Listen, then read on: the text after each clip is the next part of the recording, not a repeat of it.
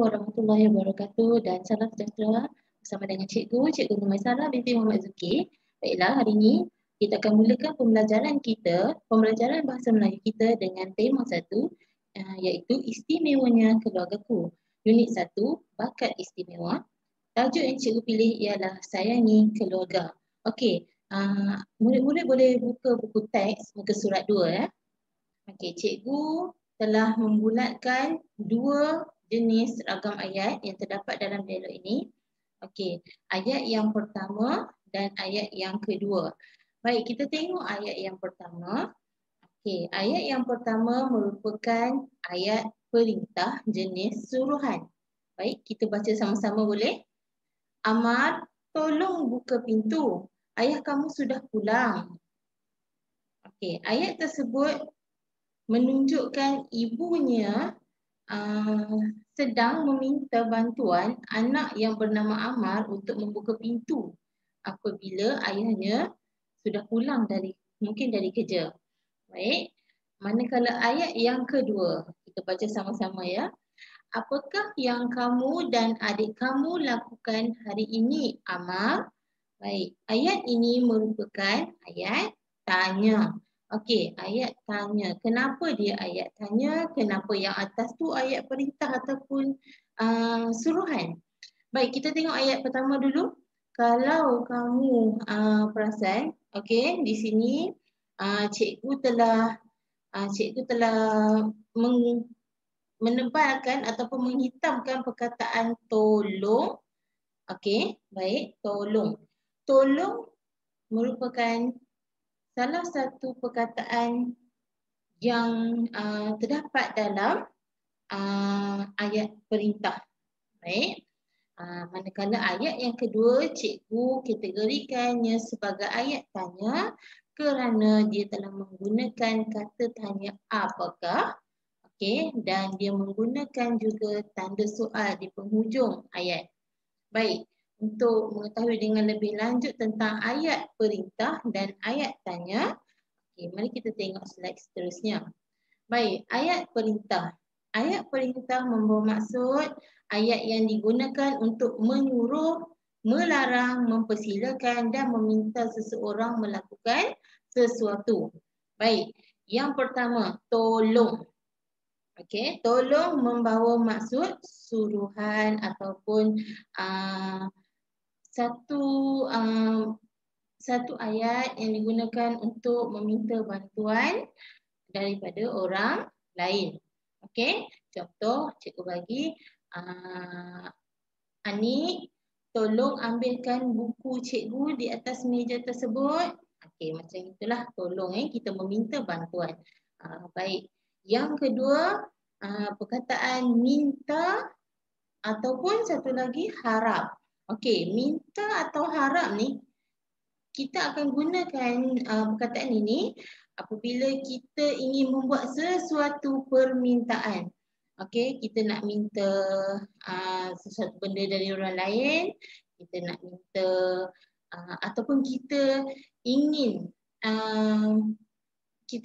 menyampaikan harapan yang dirasakan di dalam hati kita.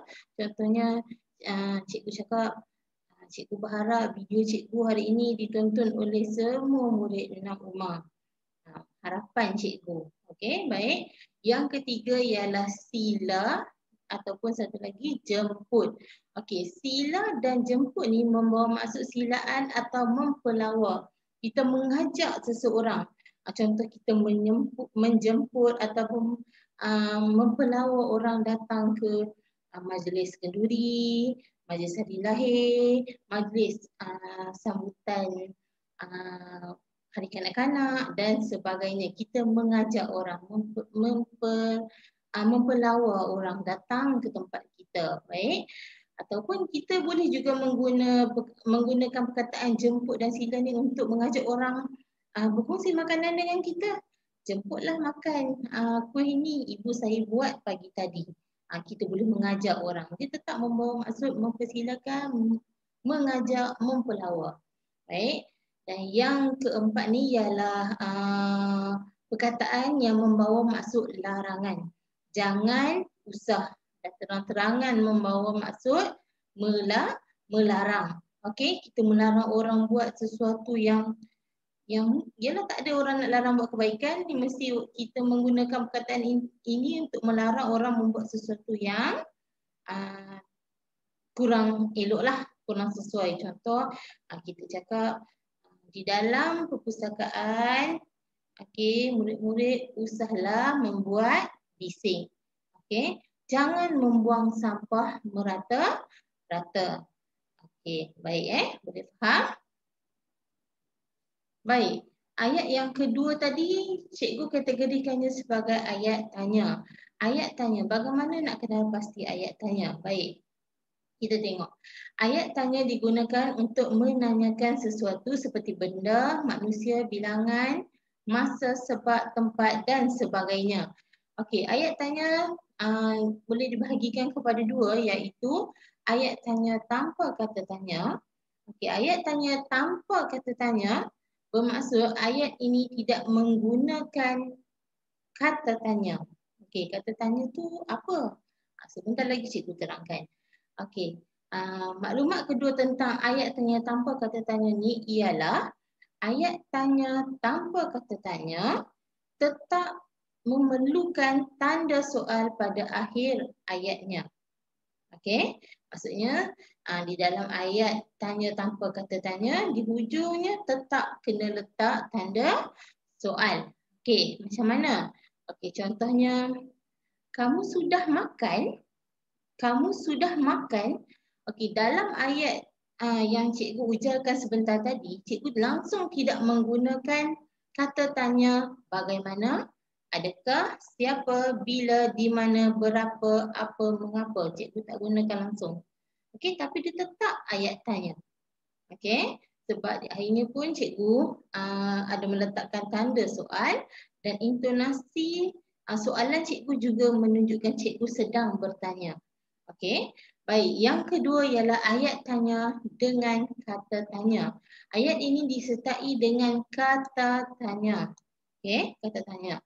Terdapat juga tanda soal pada akhir ayat. Okey, kita tengok kata tanya. Kalau siapa yang pernah belajar dengan cikgu, dia pasti ingatlah formula yang cikgu berikan ini. Baik formula cikgu mudah saja. Okey. BASIBIDIBAM. Jika kita gabungkan semuanya berbunyi basibidibam. Okey. Basibidibam. B bagaimana? Okey, kita guna bagaimana untuk bertanyakan tentang cara. Adakah? Okay, bila kita guna adakah, kita mestilah nak tahu ya atau tidak. Okey. Siapa untuk bertanya tentang seseorang? Baik. Bila untuk bertanyakan tentang masa? Di mana bertanyakan tentang tempat? Berapa bertanyakan tentang bilangan? Apa menanyakan tentang benda? Manakala mengapa untuk bertanya tentang sesuatu sebab. Okey, baik, cikgu akan terangkan lebih lanjut di PDPR akan datang, mungkin dalam PDPR tata bahasa nanti ya. Baik, kita teruskan kepada ayat seterusnya. Okey, ayat ketiga merupakan ayat pasif. Okey, kita baca sama-sama boleh? Baik, ini ayat yang ketiga. Baik. Ini ayat yang keempat dan di sebelah kanan ayat yang kelima. Baik, ayat yang ketiga dan kelima merupakan ayat pasif. Manakala ayat yang keempat ialah ayat aktif. Okey, baik, kita baca sama-sama ayat ketiga dahulu. Banyak aktiviti yang kami lakukan bersama-sama, ayah. Okey, ada koma di sini, bersama-sama, ayah. Okey, baik. Manakala ayat yang kelima, masa lapang kamu berdua perlu diisi dengan aktiviti yang bermanfaat. Juga ayat pasif. Okey, kenapa cikgu cakap ayat pasif? Sekejap lagi cikgu terangkan. Sekarang kita tengok ayat keempat dahulu. Ayat yang keempat berbunyi, kami membaca beberapa buah buku cerita. Okey, baik. Sekarang kita tengok huraian tentang ayat aktif dahulu. Nanti cikgu pergi kepada ayat pasif. Ayat aktif ialah ayat yang mengutamakan subjek sebagai pelaku dan objek sebagai penderita di kedudukan predikat. Ayat ini mengutamakan pelaku. Okey, baik. Kita tengok contoh yang cikgu bagi ya. Okey. Alia Zahidah. Alia Zahidah merupakan seorang pelaku. Dalam ayat aktif, pelaku akan duduk di kedudukan subjek. Okey, kedudukan dia tak berubah. Ini subjek, ini predikat. Okey, Alia Zahidah pelaku. Untuk ayat aktif, pelaku duduk di kedudukan subjek. Okey, manakala televisyen ialah penderita. Penderita ni maksudnya dia dibuat oleh si pelaku ni apa? Okey, baik, Alia Zahidah dia buat apa dekat televisyen? Dia menonton televisyen. Jadi televisyen ialah penderita. Orang yang menderitalah atas perbuatan si pelaku tadi. Okey, baik. Dan di tengah-tengah ni untuk ayat aktif dia menggunakan kata kerja. Okey, kata kerja. Alia Zahidah menonton televisyen. Televisyen berada di kedudukan predikat. Okey, baik. Oleh itu, ayat yang keempat, kami membaca beberapa buah buku cerita ialah ayat aktif. Kenapa cikgu cakap macam tu? Kami ialah pelaku, di mana pelaku kalau dalam ayat aktif dia duduk kat tempat subjek. Okey, beberapa buah buku cerita ialah predikat. Okey, predikat duduk di tempat dan dia merupakan penderita. Penderita merupakan predikat. Okey, membaca ialah kata kerja. Okey, boleh faham setakat ini untuk ayat yang keempat ini? Okey, kita pergi ke ayat yang ketiga dan yang kelima tadi. Okey, kita pergi ayat yang ketiga dahulu. Baik, ayat pasif ialah ayat yang menjadikan objek, penderita tadi, ingat, sebagai subjek dan pelaku dijadikan predikat. Okey, kata kerja pasif digunakan. Tadi kalau dalam ayat pasif, penderita duduk di predikat. Kalau di aktif, penderita duduk di tempat predikat, betul? Tapi kalau dalam ayat pasif, penderita duduk di tempat subjek, pelaku duduk di tempat predikat. Dia terbalik dengan ayat aktif tadi. Okey, boleh faham kedudukan Tadi pelaku duduk di rumah subjek. Okey, penderita duduk di rumah predikat. Tapi ayat pasif dia bertukar. Dua-dua ni bertukar. Okey, kita tengok contoh. Buku itu sekarang merupakan penderita. Dibaca ialah kata kerja pasif oleh Hezri. Okey, oleh Hezri. Hezri ialah pelaku. Okey, boleh faham maksudnya buku itu dibaca oleh Hezri. Kalau cikgu tukarkan ayat ini menjadi ayat aktif, Hezri membaca buku itu.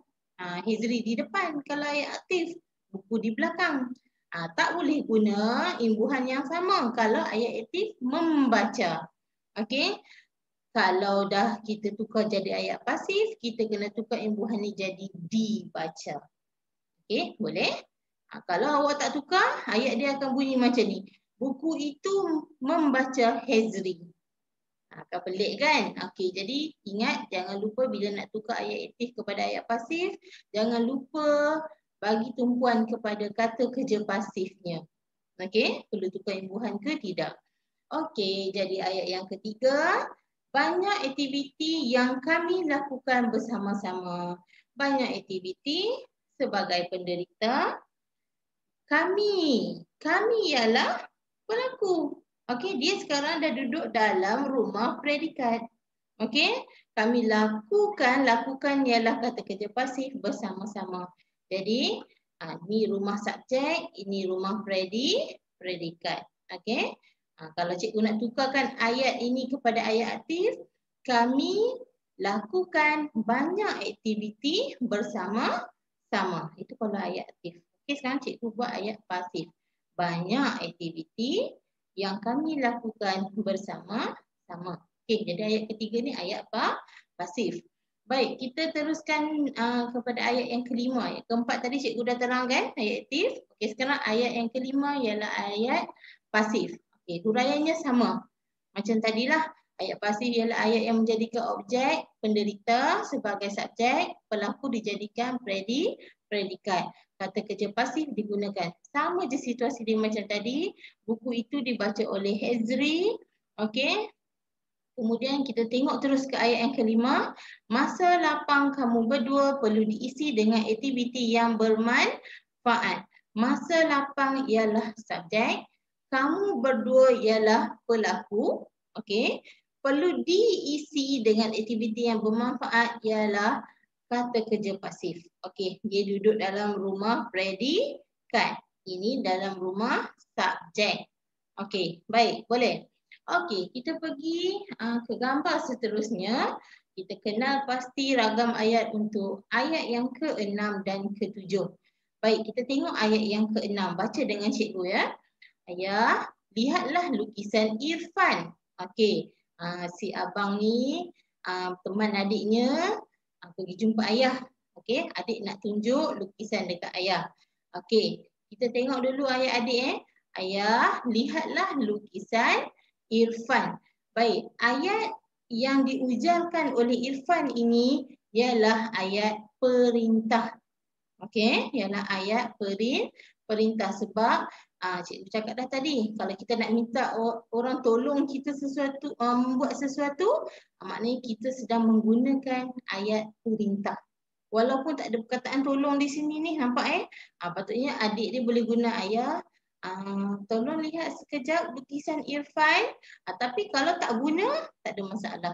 Okey, ayat ni tetap dikategorikan sebagai ayat perintah. Kita memerintah orang membuat sesuatu. Cuma dalam konteks ini adik Irfan ni, si Irfan ni, dia meminta ayah dia melihat lukisan dia dengan intonasi dan nada yang baiklah. Okey, bukan tinggi ayah. Tengoklah lukisan Irfan. Itu macam nak marah kan, bukan nak minta tolong. Okey, baik, boleh faham Jadi ayat ke-6 ialah ayat perintah. Tak perlu cikgu huraikan lagi lah sebab huraiannya sama dengan ayat pertama tadi. Okey, kita tengok ayat yang ke-7. Ayat yang ke-7. Wah, cantiknya. Ini ayat apa? Ini ialah ayat seruan. Kenapa ayat ke-7 ni dikategorikan sebagai ayat seruan? Kita tengok sama-sama ya. Baik, ayat seruan digunakan untuk menyatakan perasaan. Okey, perasaan seperti kagum, marah, kecewa, sakit dan sebagainya. Okey, ayat seruan menggunakan tanda seru pada akhir ayat. Dia tak guna noktah, dia tak guna tanda koma, dia tak guna tanda soal, dia guna tanda seru. Tolong ingat ya, ini yang selalu murid-murid terlupa buat dalam karangan. Okey, tolong jangan lupa benda ni. Penting ini ada markah dia kalau dalam karangan.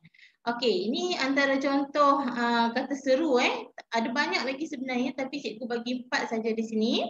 Okey, yang pertama wah. Wah kita guna untuk menunjukkan rasa teruja kita, rasa kagum kita. Okey? Cara baca dia, cara sebut dia, intonasinya begini. Wah, nampak dia tanda koma ni, awak kena berhenti seketika. Wah, besarnya rumah kamu. Okey, sebabkan wah ni untuk menunjukkan betapa terujanya kita kena bersemangatlah sebut. Wah, besarnya rumah kamu. Wah, cantiknya kotak pensel baru kamu. Kita nak puji orang kan? Kita nak menunjukkan rasa teruja, rasa kagum kita kena sebut dengan intonasi yang betul. Okey, yang kedua, amboi. Amboi selalu kita gunalah amboi, garangnya Fatihah. Amboi ni kadang-kadang kita guna untuk memeli orang lain. Amboi, suka-suka hati je ambil pensel baru saya. Amboi, cantiknya baju. Amboi juga kita guna untuk memuji orang. Amboi, berseri-serinya muka. Okey? Baik boleh faham? Amboi. Amboi pun dia boleh guna dalam dua keadaan lah. Satu untuk kita memeli orang, satu lagi untuk kita memuji orang. Okey, baik. Seterusnya ialah aduh. Okey. Aduh ni kita guna bila kita sakit. Okey. Aduh, sakitnya perutku ini. Kita sakitlah, kita jatuh, kita sakit perut, kita demam. Aduh, sungguh tidak larat badanku hari ini. Nak menyatakan yang kita ni sedang dalam kesakitan. Okey, tak bolehlah guna wah. Wah, sakitnya perutku ini. Okey, tak sesuai. Guna kata seru yang betul untuk buat ayat seruan. Okey, dan yang contoh yang keempat, cikgu bagi contoh cheese. Cheese ni untuk menunjukkan yang kita sedang marah. Okey? Kita sedang geram dengan seseorang. Okey, cheese, berani kamu menipu saya? Cukup baik dia guna saya lagi. Okey, kita bila marah kita guna apa? Akulah. Macam-macam lah kan? Okey, baik. Cheese, berani kamu menipu saya? Tolong gunakan kata seru dengan betul. Okey, jangan guna kata seru cheese ni untuk memuji orang. Cheese, comelnya budak tu. Tak sesuai, tak sesuai. Tolong gunakan kata seru yang betul untuk membina ayat seruan. Okey, jadi ayat tadi ni, wah cantiknya. Betul lah dia guna wah. Sebab dia nak puji, okey? Dia nak memuji lukisan anaknya. Okey, setakat itu saja. Setakat itu saja yang dapat cikgu sampaikan untuk PDPR kali ini. InsyaAllah kita jumpa lagi di minggu hadapan. Baik, kita doakan wabak ini cepat-cepat diangkat dari muka bumi kita. Okey, jaga diri dan jangan lupa amalkan SOP yang betul. Okey, sekian. Terima kasih. Assalamualaikum warahmatullahi wabarakatuh.